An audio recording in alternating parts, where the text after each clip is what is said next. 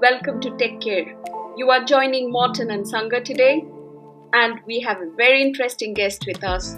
Yeah, it's a huge pleasure to welcome you, Geraint. It's been, I think, about a year we've known each other, and since the Care Show in October, we've been talking quite intensively, and I know a lot about what you're doing, but I'd like, of course, for everyone who's listening in to get to know you a lot better than they do already.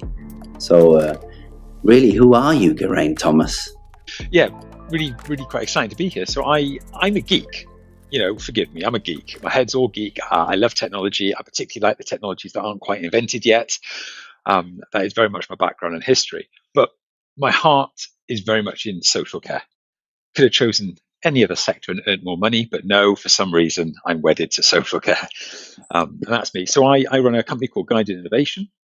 We try and inspire care companies to solve their problems using cool tech. So yeah, that's me. I will talk all day long on the topic of tech and how it can support this amazing sector. So yeah, exciting to be on this. Where are you based in the country? Tell us a bit more about yourself. Born and bred in Wales. I met a pretty girl that lived in East Anglia. Like I thought that would ever mean anything to me. Next thing I know, I'm living over in Suffolk. Even now, if you speak to any of my family back in South Wales, if you ask them where does Geraint live, they'll just say over the bridge somewhere. So our head office is based in Suffolk, although we actively recruit nationally. So one of the benefits, of course, of the kind of the pandemic was this appetite for people to work from home. So we've really capitalized on that.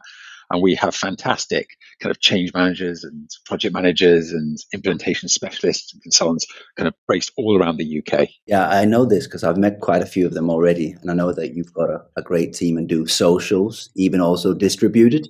I was invited to one that I was unfortunately not able to join. And I know that there are things going on also there. Can you tell us a bit more about who was the winner and what was it? So yeah, we as a disparate company, we hire across the UK. So we're a remote workforce to try and keep a culture going, to try and get really that social that people go to work for working. We've had to work really hard at that. And one of the things we did it once, and now the team bully me into doing it quite regularly. And that is just a casual social. So it's on a Monday evening, 8:00, and anybody can come along to it from the company. And we play a little who did it kind of werewolf game where somebody's an imposter, and it's, it gets heated, it gets interesting. There's a lot of white lies thrown around. But yeah, we started throwing that out to partners and suppliers and customers and people that we work with. And you know what? It's fantastic. It's lovely to kind of get to know each other casually in an evening. With a drink in hand. So yeah, that's a bit of a life hack for anybody really who runs a company where you've got remote workforces. Please, steal that way. It's a fantastic one. That's really interesting. So what brought you to social care? Forgive me, I will confess, I used to work in financial services. So I was I worked for the banks. I was a financial advisor. Then 2008 happened, which was technically, as a financial advisor, my fault. And nobody wanted a financial advisor. I got made redundant. Nobody wanted me to work in the profession I worked in.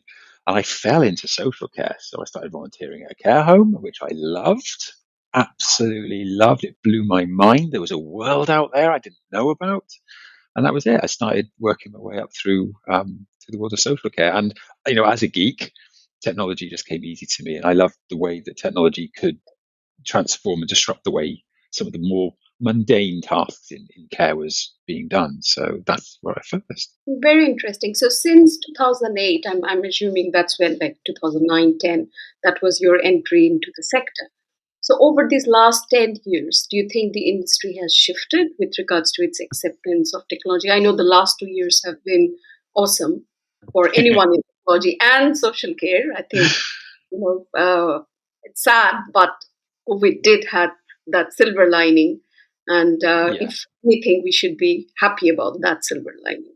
Yes, you're spot on. I'd suggest I can split it into 3 phases in the last 10 years. 10 years ago, there were a few software providers in the market around HR and rostering and things like this. And they were monolithic products, very ugly. When you went into settings, it would still look like DOS, and it would still look like a developer.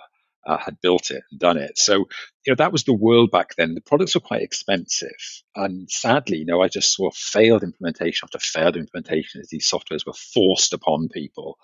And I think that persisted for a good 3 to 4 years. And then more startups. Silicon Valley was a thing, and Netflix and all these disruptors were coming out.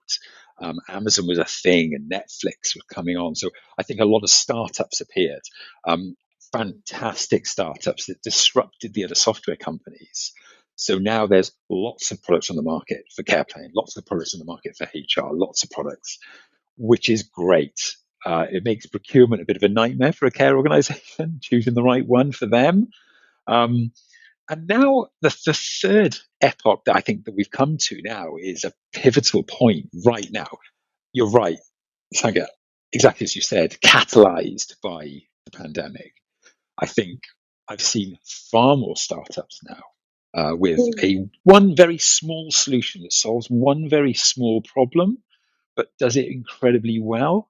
So rather than these big systems that try and do everything, I think you can do this best of breed approach where you buy the best partner for you in each of these areas. So that's how I've seen it change. I'm excited to where we are right now. I'm excited at what's coming, particularly around the assistive technologies and things like that. So yeah, it's a really exciting place to be. If I look back at my younger self and said, "Geraint, you're going to make a living, with technology in care," I'd have laughed and went, "No, I need to get a proper job." But yeah, it's care right now. If talking out there to anybody who is a leader in the care sector, if digital and technology is not a fundamental pillar of your strategy going forward, you need to relook at your strategy right now. Absolutely. You're speaking my language. I'm already loving it to bits. I can see that. I can see you smile. We are at this place now, which is quite a nice spot to be in. Care is something which can never be automated. It can never be replaced by machines. But we know we can do so much. We can get the technology to work for us, and we can deliver better care. So yeah, share some more stories. I'm so interested to hear. Now, just to back you up on that, I think when Sequoia entered the UK market in late 15, beginning of 16, we were among a few of the software suppliers in every trade show. And as you said, those that were there, and nothing bad about any of them, but they were the more classical enterprise systems. And they were probably also still on-premise based with like the servers in the basement of wherever they would go. And I think that general shift to software as a service has also enabled providers to look at more different best in classes, as you're saying, Geraint, and calling it. I think that's a general shift that's helped us a lot. Everything's in the cloud. It's more, people are more accustomed to that also. If you look at just our own private lives, us as consumers, or me as a dad, if I'm signing off my son for a footy match, it's in some kind of an app that's called Team Sports, and like it's so easy. That wasn't there some years ago. It wasn't even there when we started, at least. So it's not there in care. Why not? I mean, there was a point in my life where I had a young child, and I was able to log into a website and look through the webcam of the nursery, and I could see him crawling along the floor, and I could see which toys he was enjoying playing with, and then I could engage him with that afterwards when I picked him up. At the same point, my grandmother had really quite severe dementia in a nursing home. Did I have any transparency over what was going on there? Could I see her? Could I know she's all right? See what she's been enjoying doing in the day and engage her about it? No, not at all. And the technology's there right now. And that I'm talking 6 years ago. 6 years ago, it's still not there. Yeah. So a technology that I really am I got to say, I'm frustrated at the lack of innovation I've seen is around this sensor technology that you might have in a building, allowing a loved one or a resident or person you're supporting circle of support to engage with. I'm looking forward to it. It's coming, but my goodness, I wish it was here now. I think it has something to do with the mindset, and also we are a very highly regulated sector. And it's a classic case where, the regulators wants you to do something. It's a very people sector. You have to have a set, I would say, belief and process patterns into the sector, which is quite old, I would say, with the mindset. And how do you then transition into something which is new, more towards that regulated mindset where people are not welcoming technology because they're fearful of technology? Classic case, EMR, for example. Yeah. When one had paper copies versus when someone moved into an EMR, suddenly the rate of number of medication errors are much higher. And CQC would come and say, how is that possible? While there is no realization that it is, there can be false positives. It might be because you are recording more. The process has become much more easier, but that doesn't mean your quality has become bad. So I think there is a lot of awareness that needs to come into the segment and the sector as well. That's just the best example, isn't it? That because you know more, you're also able to learn from what you capture, the data you've got. If it's just in the cupboard or if it's just in a paper format, nobody ever returns to it and sees it again. How do you know that you're not actually super error prone? It's a fundamental thing that we focus on when we're implementing new technologies, is that through the change management side of things, you can't unknow something. So when you've implemented a digital technology, you suddenly know more. Yeah. You're more aware of what's happening. You're seeing which drugs are being delivered at what times and which drugs are perhaps not being delivered at what times. You know that now, which you perhaps didn't know before you had that level of transparency. So you need to then change your processes. You need to react quicker and more with more agility to the data you're getting from these systems. Which, I don't want to get into the world of data. That's a whole podcast episode on its own, Morten. Yeah, it's definitely this. You can't unknow something you now know, and these systems suddenly give it to you in spades. So you need to be able to react to the data you're getting. Yeah. But it's exciting. It's brilliant. I love it.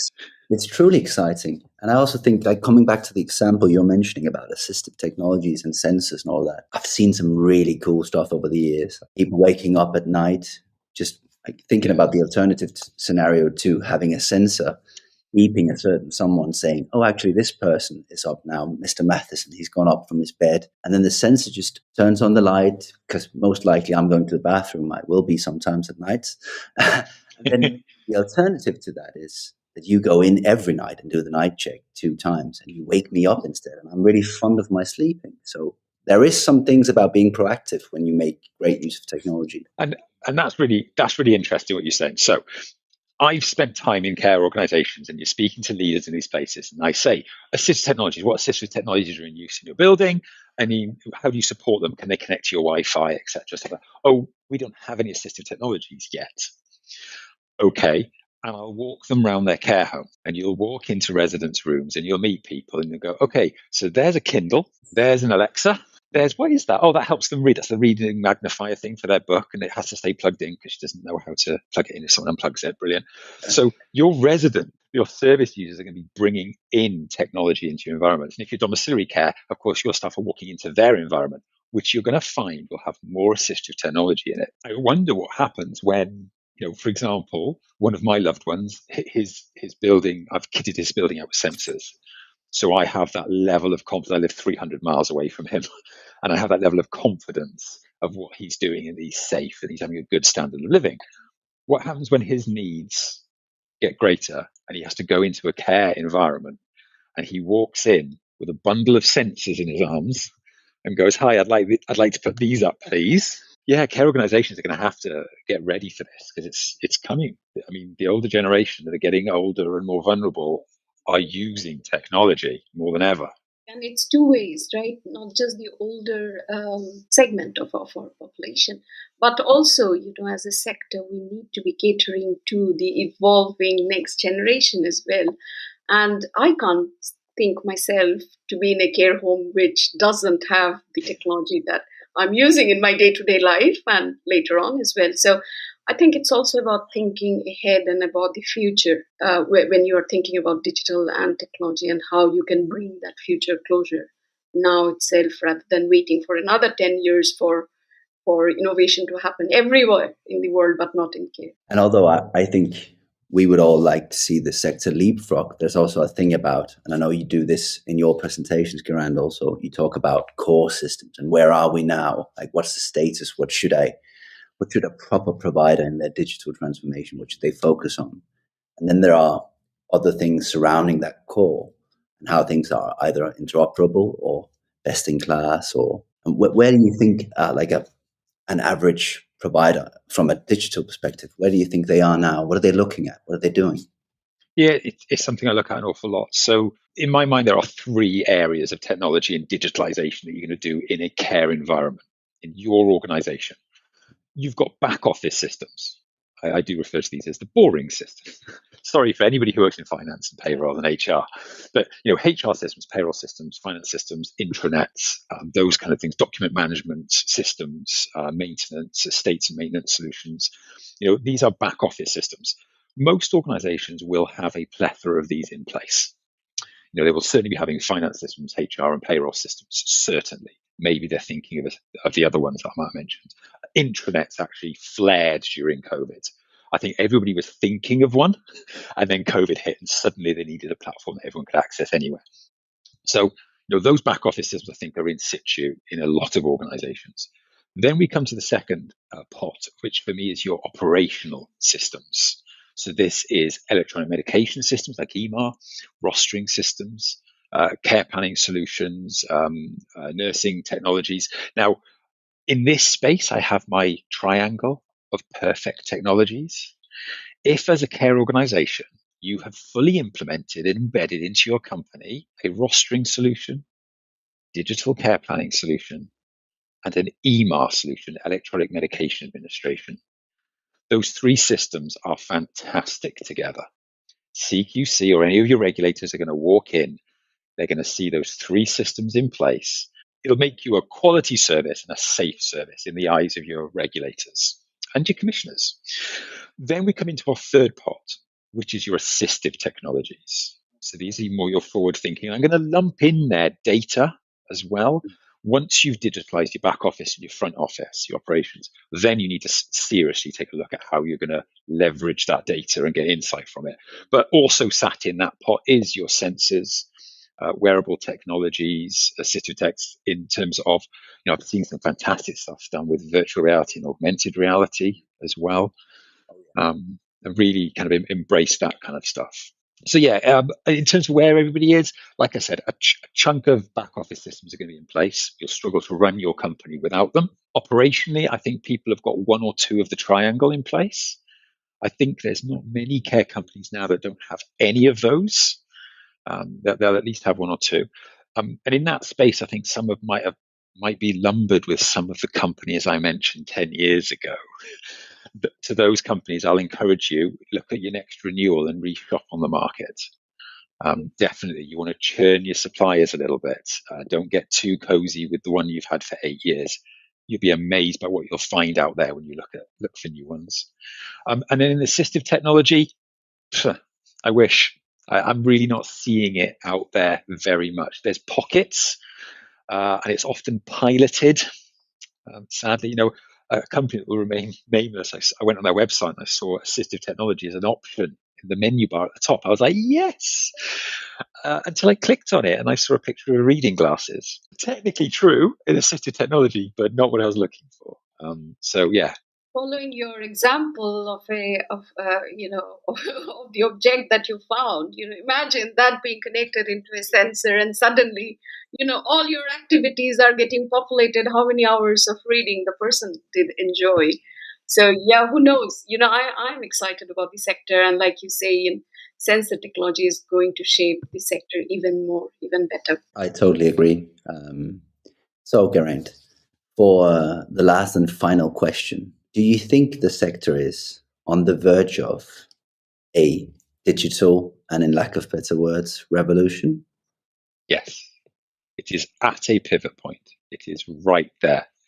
The focus for people like us on this podcast, for the people listening to this podcast, is to push that pivot over the fulcrum, get it over so that it does. Because when it goes, it'll go. Our regulators will not allow you to not be digital in areas. CQC are already making these noises. We are at that revolution point. Please, everybody, move it forward, get us across so that we're running downhill when we're putting these systems in, rather than pushing big boulders uphill. Thank you, Geraint. Thank you. Thanks for adding to that momentum. No, No, well, I'm here until I die, or I'm in one of my customers' care. We hope so. Yeah. We'll visit you, and if not on site, we'll at least just zoom in. Yeah, definitely. Okay, thank you very much. Thanks, everyone. Take care. care. Bye. Thank you. Bye. Don't forget to subscribe, review, and share your favorite Take Care podcast with your friends and colleagues. Until we meet next week, take care.